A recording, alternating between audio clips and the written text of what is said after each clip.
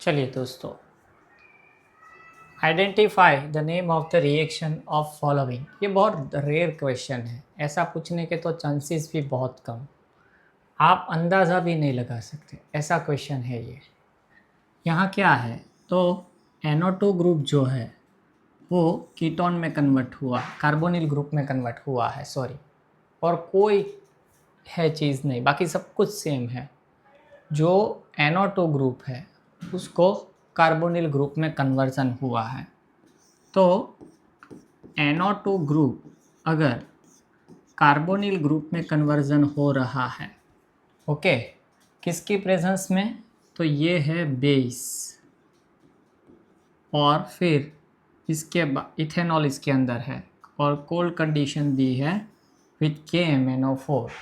इसकी जगह पर आपको कॉन्सनट्रेट या कुछ भी मतलब स्ट्रॉन्ग एसिड लाइक H2SO4 दे तो भी चलेगा। ये रिएक्शन दोस्तों नेफ रिएक्शन है। झटका लगा शायद आपको, कभी आपने पढ़ी है? बहुत बहुत ये डिफ़िकल्ट रिएक्शन कहलाती है। अब इसके अंदर क्या है, इसके अंदर क्या है कि अगर कार्बोनिल ग्रुप कार्बन के साथ NO2 है तो पहले बेस के साथ और उसके बाद एसिड के साथ हाइड्रोलिसिस रिएक्शन होगी। साथ में यहाँ पर हाइड्रोलिसिस होगा। तो अगर आपका ये एलिफेटिक नाइट्रो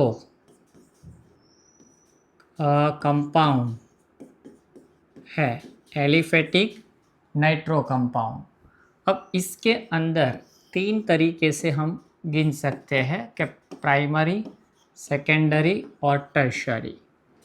अगर अगर प्राइमरी एलिफेटिक नाइट्रो कंपाउंड है तो हमें जो प्रोडक्ट है वो क्या मिलेगी, अल्डिहाइड। सेकेंडरी अगर एलिफेटिक नाइट्रो कंपाउंड है तो हमें मिलेगा कीटोन। और टर्शरी के अंदर नो रिएक्शन, उसमें रिएक्शन नहीं होगी। अब रिएक्शन नहीं होने की वजह ये है कि टर्शरी में क्या होगा कि टर्शरी मतलब at least one hydrogen is needed, at least एक हाइड्रोजन होना चाहिए, minimum one hydrogen is required for this reaction। इस रिएक्शन के अंदर एटलीस्ट एक नाइट्रोजन हो, एक हाइड्रोजन विथ कार्बन के जो अटैच है उसके साथ होना चाहिए। अगर नहीं होगा तो ये रिएक्शन नहीं होगी। वजह क्या है, शायद आपको पता चल गया होगा कि फर्स्ट स्टेप हम बेस यूज़ कर रहे हैं। चलो पकड़ो, अगर हम इस तरह R1 R2 H and double bond O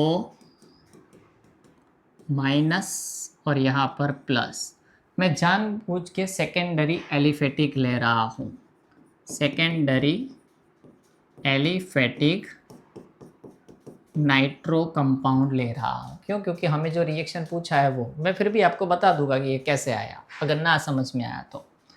अब ये जो NO2 ग्रुप है, ये NO2 ग्रुप क्या है, इलेक्ट्रॉन विड्रॉइंग ग्रुप है, और वैसा वैसा नहीं, स्ट्रॉन्ग इलेक्ट्रॉन विड्रॉइंग ग्रुप है। तो ये वाला जो हाइड्रोजन होगा इसके साथ वो एसिडिक होगा, और इसीलिए क्या होगा कि जब इसकी बेस के साथ रिएक्शन होगी, इसकी जब बेस के साथ रिएक्शन होगी तब ये प्रोटॉन को कैप्चर कर लेगा। पर उसको मैं दिखाऊँ उससे पहले मैं आपको कहूँ कि ये एक रेजोनेंस में भी जाएगा, इसके पास रेजोनेंस अवेलेबल है, मतलब ये रेजोनेंस में जा सकता है ना। अब आप देखो कि ये रेजोनेंस के अंदर ऑलरेडी जा सकता है। चलो रिएक्शन हम करें OH -1 क्या करेगा, इस प्रोटॉन को कैप्चर कर ले, तो ये बॉन्ड यहाँ शिफ्ट हो जाएगा और ये यहाँ शिफ्ट हो जाए, तो CR1 R2 double bond and O negative charge, O negative charge और यहाँ पर पॉजिटिव चार्ज। तो ये इस तरह इस पर H गया तो -H2O, इस कार्बन पर पॉजिटिव कार्बन के ये सिग्मा बॉन्ड यहाँ शिफ्ट हो जाएगी, कार्बन पर पॉजिटिव चार्ज यहाँ पर आएगा नहीं। अब इस रिएक्शन के अंदर हमने क्या यूज़ किया, पहले बेस। तो बेस क्या करेगा, इस एसिडिक प्रोटॉन को कैप्चर कर लेगा और जो ये एसिडिक प्रोटॉन कैप्चर होगा तो इससे हमें जो कंपाउंड मिला है, इस कंपाउंड की अब रेजोनेंस से स्टेबिलिटी अवेलेबल है। अब यहाँ पर वाटर मॉलिक्यूल जो है, ये वाटर मॉलिक्यूल यहाँ पर रिएक्ट एज ए न्यूक्लियोफाइल, ये न्यूक्लियोफाइल की तरह रिएक्ट कर सकता है।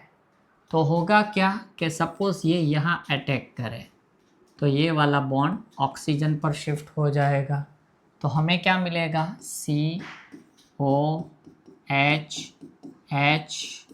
R1 R2 and O negative charge, O negative charge और ये न्यूट्रल हो गया और इसके पास अब एक लोन पेयर होगी और इस ऑक्सीजन पर पॉजिटिव चार्ज होगा। अब ये पेयर ऑफ इलेक्ट्रॉन इस पर जाए तो यहाँ से रिलीज़ क्या होगा, ऑफ कोर्स यहाँ से रिलीज़ क्या होगा, H+ यहाँ से रिलीज़ होगा। तो हमें क्या मिलेगा, ये H यहाँ जुड़ जाएगा तो हमें क्या मिलेगा, NO negative charge, OH CR1OH R2 और इसके पास क्या होगी, एक लॉन पेयर। देखो इसके अंदर यही सबसे इम्पोर्टेंट है। अभी भी सपोज इसके अंदर एसिडिक मीडियम है, ओके, क्योंकि एसिडिक मीडियम इज़ अवेलेबल, तो ये इसके साथ लग जाएगा NOH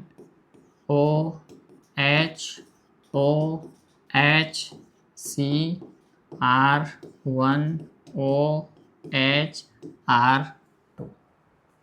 नाइट्रोजन पर 2 हाइड्रोक्सिल ग्रुप है। देखो इससे हमें कोई एतराज़ नहीं, पर जनरली ये स्टेबल कम रहता है।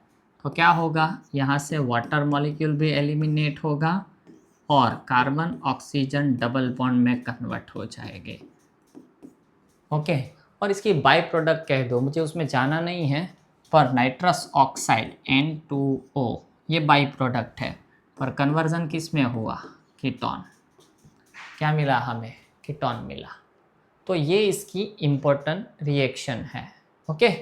मुझे इसीलिए इसको लेना पड़ा क्योंकि मैंने सोचा था कि ये ऐसी रिएक्शन तो शायद आपने कभी देखी हो ना देखी हो, हम देख के चले कि भाई ऐसी रिएक्शन आपने कभी ना देखी हो, ओके। तो ये कौन सी है, नेफ reaction. cis4 tetrabutyl cyclohexyl chloride undergoes base catalyzed dehydrohalogenation at a faster rate compared to the diastereomers. This suggests involvement of, अब देखो पहले हम देख लेते हैं। अब आपको पहले इसकी स्ट्रक्चर पता होनी चाहिए।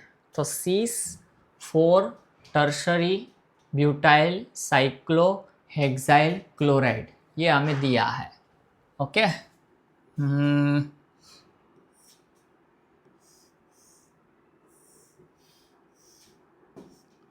चलो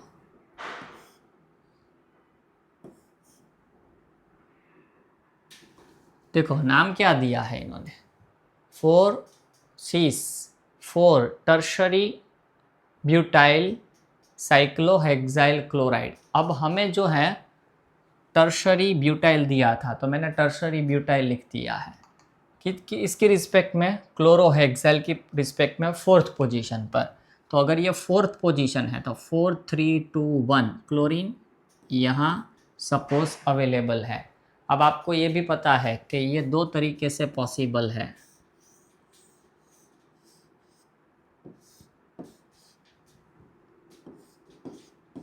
ना, ये दो तरीके से पॉसिबल है। पहले तो इसको मैंने इक्वेटोरियल पोजीशन पर क्यों रखा, ये मैंने पढ़ा दिया है, बल्कि ग्रुप को इक्वेटोरियल पोजीशन पर रखना है, इसीलिए मैंने इसको इक्वेटोरियल पोजीशन पर ही रखा है।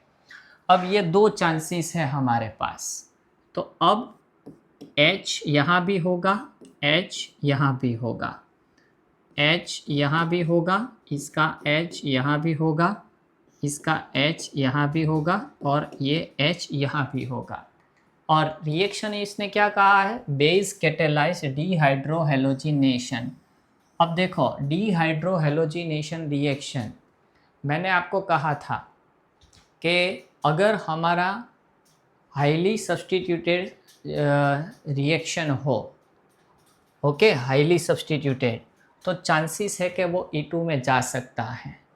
दूसरी बात मैंने आपको ये भी कहा था, यहाँ क्या होगा रिएक्शन में, क्या ये निकलेगा, है ना, और ये निकलेगा, मतलब यहाँ डबल बॉन्ड हो गए, सॉरी ये वाला हाइड्रोजन निकलेगा। याद रखना E2 एलिमिनेशन के अंदर, E2 एलिमिनेशन के अंदर याद रखो कि E2 एलिमिनेशन के अंदर जो लिविंग ग्रुप है वो, ये जो लिविंग ग्रुप है वो, और जो हाइड्रोजन है वो अगर एक दूसरे से 180 डिग्री पर हो, या तो याद करो इसकी मैंने कहा था एंटी पेरी प्लेनर, तो ये 180 डिग्री पर, या तो आप ये कहो कि एंटी पेरी प्लेनर है, तो यहाँ से जाने के चांसेस क्या है, सबसे हाई, और यहाँ क्या हो जाएगा, डबल बॉन्ड फॉर्मेशन होगा, यहाँ डबल बॉन्ड फॉर्मेशन होगी, ओके, बेस के सेलेस, तो वो हमें E2 एलिमिनेशन रिएक्शन देता है, ओके। ये हमने कहीं पर किया है, अब मुझे अभी इतना याद नहीं है कि हमने कहाँ किया था, पर इसके कुछ पार्ट्स मैंने ढूंढ के रखे हैं, आप एक लिख लो कहीं पर कि हाँ बस यही हाईली सब्सटीट्यूटेड हो, फिर 180 डिग्री पर हो, कोप्लेनर अवेलेबल हो, ओके, ये तो मैंने सब कह दिया। हाँ एक चीज़ नोट करके रखो, इफ़ेक्ट ऑफ लिविंग ग्रुप में अगर हमारे पास जो लिविंग ग्रुप है वो पुअर हो, पुअर लिविंग ग्रुप अगर हमारे पास है, तो ये E2 एलिमिनेशन होने के चांसेस सबसे ज़्यादा। दूसरा एक और चीज़ लिख लो, स्ट्रॉन्गर बेस, अगर हमारे पास स्ट्रॉन्गर बेस है तो भी ये E2 एलिमिनेशन में जाने के चांसेस सबसे हाई है। बाकी तो मैंने आपको जो कह दिया वही है कि भाई ये एंटी पेरी प्लेनर होना चाहिए, ये नहीं जाएगा, ये नहीं जाएगा क्योंकि ये इक्वेटोरियल पोजीशन पर है और एक्सियल पर ही जाने के चांसेस सबसे ज़्यादा, ओके। हमें सीज कहा था इसीलिए मैंने एक ही पकड़ा, दो नहीं पकड़ा। चलो, predict the major product of the following reaction, इस रिएक्शन का मेजर प्रोडक्ट क्या होगा। पहले मैं इस कंपाउंड को ड्रॉ कर दूँ, तो CH3C double bond O, C क्या है OH, फिर क्या है H, और यहाँ पर क्या है CH3। अब आप इसको देखो क्वेश्चन को बराबर अच्छे से, तो इसके अंदर प्लस माइनस दिया है, मतलब डेक्स्ट्रो एंड लीवो दोनों दिया है, तो हम इसको बदल दे, है ना। या एक आगे के लेक्चर में मैंने कहा था स्टीरियोमर्स, या तो मैंने क्या कहा था स्टीरियोजेनिक सेंटर, ग्रुप को बदल दो तो आपका कायरलिटी भी बदल जाएगी। तो क्या करो कि CH3C double bond O, COH CH3, सोचो कि एक प्लस है और एक क्या है हमारे पास माइनस है। अब हम यूज़ क्या कर रहे हैं, कर रहे हैं, लिथियम एल्यूमिनियम हाइड्राइड, मतलब क्या है, रिड्यूसिंग एजेंट। और आपको पता है कि ये कीटोन को रिड्यूस करके सेकेंडरी अल्कोहल में कन्वर्ट करवाता है। कीटोन है ना, तो सेकेंडरी अल्कोहल में जाएगा, तो इससे हमें प्रोडक्ट क्या मिलेगी, तो इसकी प्रोडक्ट क्या मिलेगी, CH3 CCOH HCH, सब कुछ हो गया, 1 2 3 4, CH3 CCOH HCH3। अब आप जब रिड्यूसिंग एजेंट यूज़ करो ना, तब आपको एक चीज़ नोट करके रखनी है कि आपको ये जो ड्रॉ कर रहे हो, अब देखो कि मैंने इसके अंदर ऐड कर रहा हूँ OH और H, ओके, तो इसमें भी बदल जाएगा, सॉरी क्या होगा, OH एंड H, इस तरीके से ऐड होगा। अब देखिए यहाँ पर आप कि ये जो मॉलिक्यूल है उसमें प्लेन ऑफ सिमेट्री है या तो mirror image of each other है, तो ये क्या है, मीसो है। इसमें भी देखो प्लेन ऑफ सिमेट्री है और प्लेन ऑफ सिमेट्री है, तो ये भी क्या है, मीसो है। और कंपाउंड में क्या पूछा था हमें कि predict the major product of the following compound, तो इसकी मीसो कंपाउंड हमें प्रोडक्ट मिलेगी, ओके। इसके अंदर आप किसी भी तरह ड्रॉ करो, मिलेगा आपको मीसो। क्यों, क्योंकि आप इसकी कॉन्फ़िगरेशन चेंज करोगे, उसमें जो है इसमें लिथियम एल्यूमिनियम हाइड्राइड के रूल को ही फॉलो करना है, ओके। चलिए, suitable reaction for the following reaction. अब देखो carbon carbon double bond break हो रहा है और ये सीस एडिशन हो रहा है, बराबर है ना, सीस एडिशन हो रहा है, बहुत बार पढ़ा दिया, टेबल भी मैंने दे दिया है। और सीस एडिशन करने वाला कौन है, OSO4, osmium tetroxide. Which of the following substrate will undergo base catalyzed dehydrohalogenation via E2 elimination? Low, via E2 elimination, मैंने क्या कहा, E2 elimination के लिए लिविंग ग्रुप और हाइड्रोजन दोनों क्या होना चाहिए, 180 डिग्री पर होना चाहिए, लिविंग ग्रुप एक्सियल पर होना चाहिए। अब ये लिविंग ग्रुप है पर एक्सियल पर नहीं है, इक्वेटोरियल पर है, काट दो इसको, हमें फास्टर पूछा है। ये लिविंग ग्रुप इक्वेटोरियल पर है तो इसे भी काट दो। ये लिविंग ग्रुप एक्सियल पर है, ये लिविंग ग्रुप एक्सियल पर है, चलो तो ये दोनों रहेंगे। अब इन दोनों में से करेक्ट कौन, तो मैंने क्या कहा, लिविंग ग्रुप और हाइड्रोजन दोनों के बीच में 180 डिग्री की एंगल, या तो आप कहो कि एंटी पेरी प्लेनर, ये होना चाहिए। एंटी पेरी का स्पेलिंग गलत लिखा है मैंने, एंटी पेरी प्लेनर होना चाहिए। तो अब देखो ये Cl और ये H 180 डिग्री पर है और एंटी पेरी प्लेनर है, जबकि यहाँ लिविंग ग्रुप तो है पर ये एक भी हाइड्रोजन के साथ 180 डिग्री पर अवेलेबल नहीं है, तो निकलेगा 180 डिग्री वाला फास्टर। तो कौन सा ऑप्शन होगा, C। ये मैंने बहुत शॉर्टकट दे दिए हैं इस क्वेश्चन के लिए, बहुत सारों के लिए। आप याद रखो कि आपके लिए ये चंद सेकंड में आंसर आ जाएगा, बाकी बच्चा ऐसे ऑप्शन देख के ही छोड़ दे, या तो अक्कड़ बक्कड़ बम्बई को 80-90 पूरे 100 पर चला जाए। हालांकि जिसमें नेगेटिव नहीं है तो कर सकते हैं, पर फिर भी मैं ये कहूँगा कितना कॉन्फिडेंस हो, थोड़ा बहुत कॉन्फिडेंस हो तो वो भी निकल जाए हमारा इसके अंदर से, तो है ना। चलिए, हाँ, inversion of configuration of chiral alcohol can be efficiently carried out by employing one of the following reaction identify। ये एक ऐसी रिएक्शन मुझे मिली है जिसके बारे में मुझे थोड़ा बहुत कम पता था, पर मैंने इसको फिर बाद में स्टडीज़ की और मैंने निकाला है, तो मैं आपको इसका पूरा लिखवा दूँ। ये है मित्सुनोबू रिएक्शन, नाम भी अजीब है इसका। अब देखो मैं पूरा लिख देता हूँ, मैंने इसको थोड़ा बहुत समझा, आपको सिर्फ देना क्या है, इसके बारे में इंफॉर्मेशन।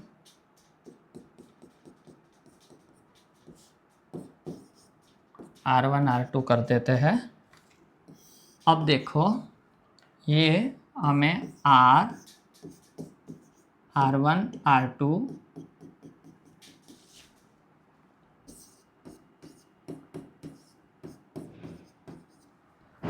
अगर हमारे पास कोई, अब कह रहे हैं कि इन्वर्जन ऑफ कॉन्फ़िगरेशन, इसके बारे में बात कर रहे हैं कि इन्वर्जन ऑफ कॉन्फ़िगरेशन और कायरल होना चाहिए और अल्कोहल होना चाहिए। तो ये कायरल है और अल्कोहल है।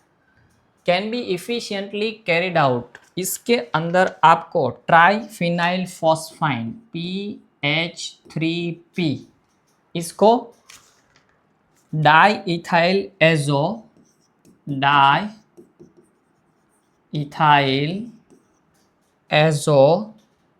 Die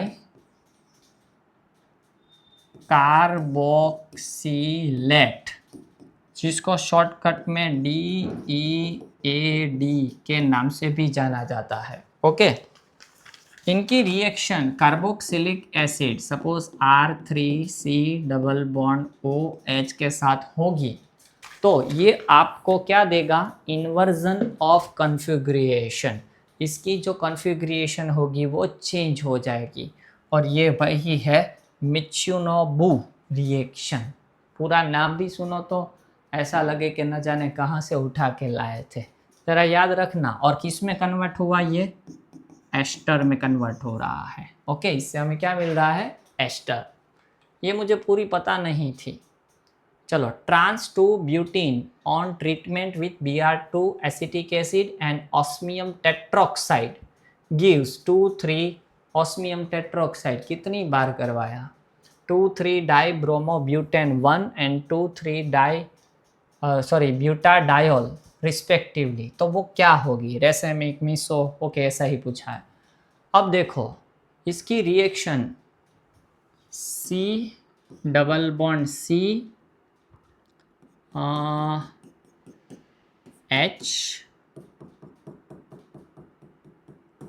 H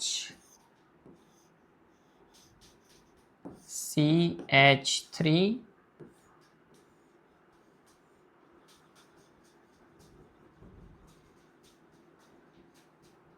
CH3। ये मैंने क्या ड्रॉ किया, ट्रांस 2 ब्यूटीन कहा है और मैंने ड्रॉ किया है सिस। चलो, ड्रॉ किया है पर मैं साथ में आपको इसकी पूरी रिएक्शन दिखा देता हूँ, सिस और ट्रांस दोनों दिखा देता हूँ। अब आपको पता है कि जब ये Br2 के साथ रिएक्शन करता है तब क्या होता है, इसके अंदर Br2 के अंदर रिएक्शन से ये पाई बॉन्ड Br पर अटैक करेगा, ये Br यहाँ निकलेगा तो Br माइनस इस तरह होगा। तो इसमें से हमें क्या मिलेगा, carbon carbon single bond H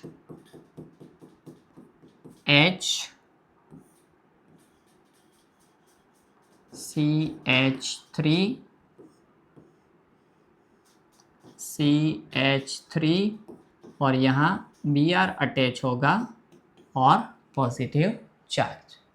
अब यहाँ से आपको एक नया सीखना है, आई थिंक सो मैंने करवा दिया है।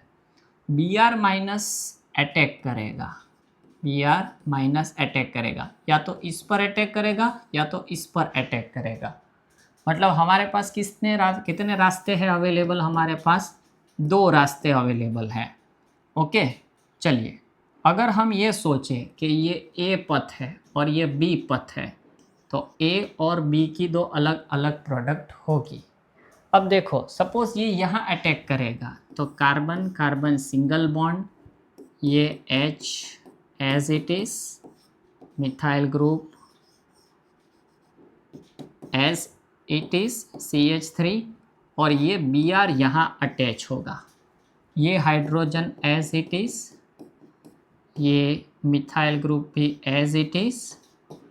और अगर ये Br यहाँ अटैक करेगा तो ये वाला बॉन्ड है वो इस पर शिफ्ट हो जाएगा, है ना, तो हमें यहाँ Br मिलेगा। अब यहाँ पर आपको मैं कुछ सिखा दूँ। अब देखो, इस वाले कार्बन को हम, ये 1 नंबर का कार्बन, ये 2 नंबर का कार्बन, ये 3 नंबर का कार्बन और ये 4 नंबर का कार्बन। अब इसके अंदर मुझे आपको एक और चीज़ सिखानी है। तो देखो, ब्रोमीन को फर्स्ट प्रायोरिटी देंगे, फिर इस वाले को प्रायोरिटी देंगे 2, इसको प्रायोरिटी देंगे 3, इसको प्रायोरिटी देंगे 4, RS कॉन्फ़िगरेशन। तो इस हिसाब से जाओ तो आप इस तरह आ रहे हो और ये क्लॉकवाइज है।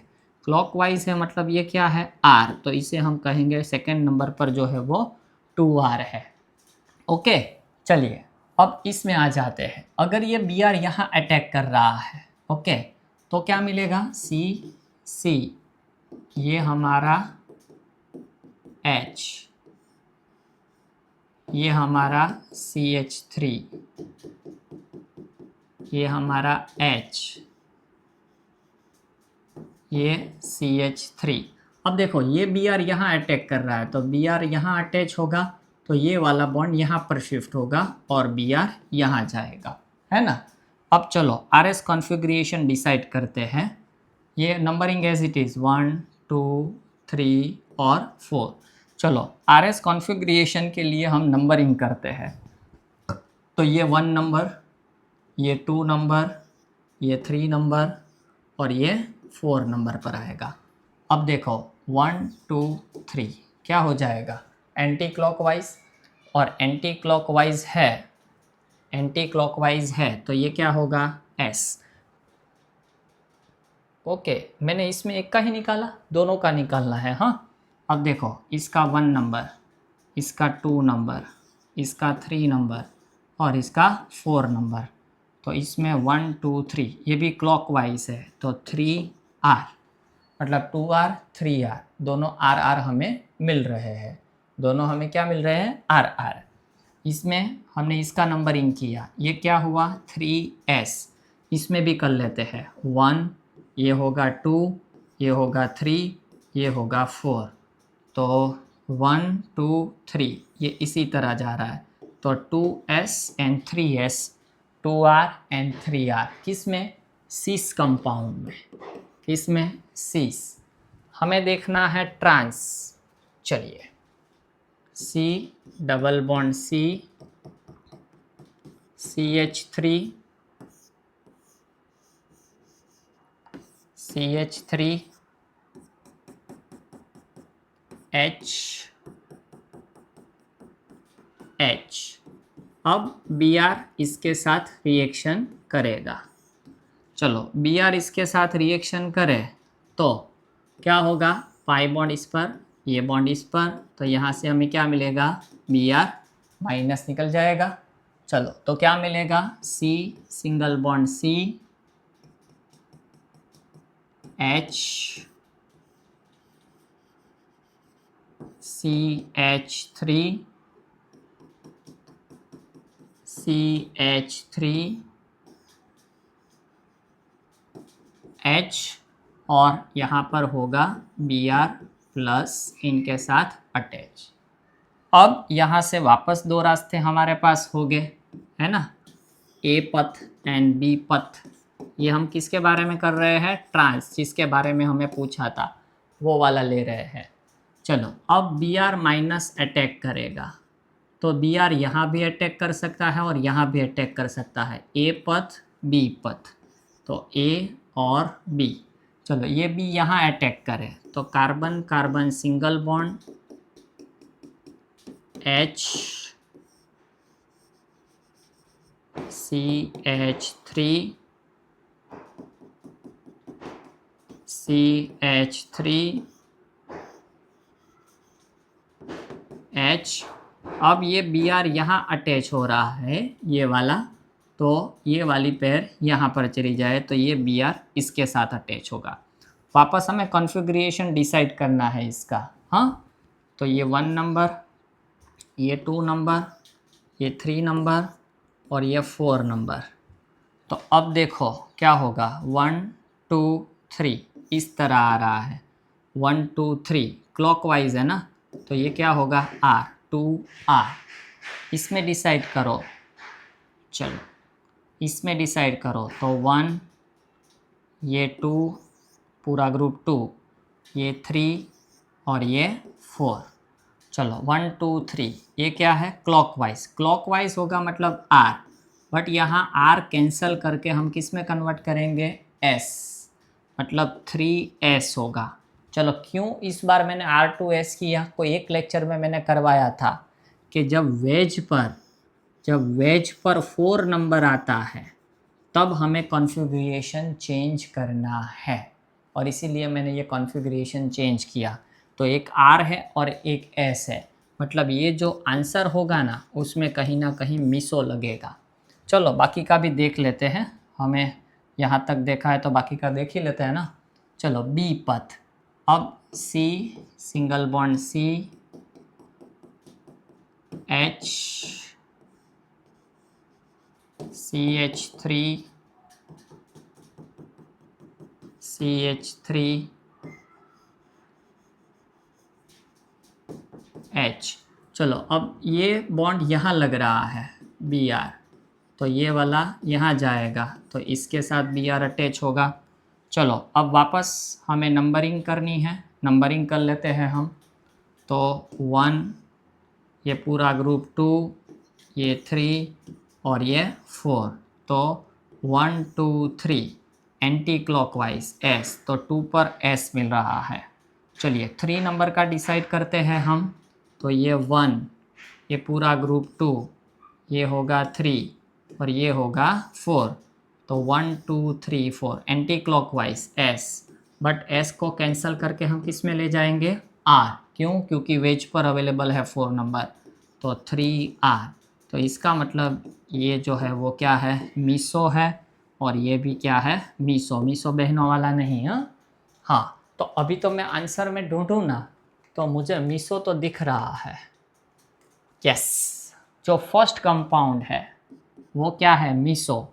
तो रेसेमिक कैंसल, रेसेमिक कैंसल, तो आंसर या तो बी होगा या तो डी होगा। अब देख लेते हैं हम ऑस्मियम टेट्रोक्साइड के साथ ट्रांसब्यूटिन। अब मैं सिस ट्रांस तो ही नहीं दिखाऊंगा भैया। हाँ, अब आप कर लेना उतना। C double bond C H CH3 CH3 H trans है। अब मैं आपको एक चीज़ कह दूँ पहले कि आपको याद हो तो OSO4 हमें क्या देता है, मैंने कहा था ये विसिनल डायोल देता है, carbon carbon double bond cleavage करके विसिनल डायोल देता है।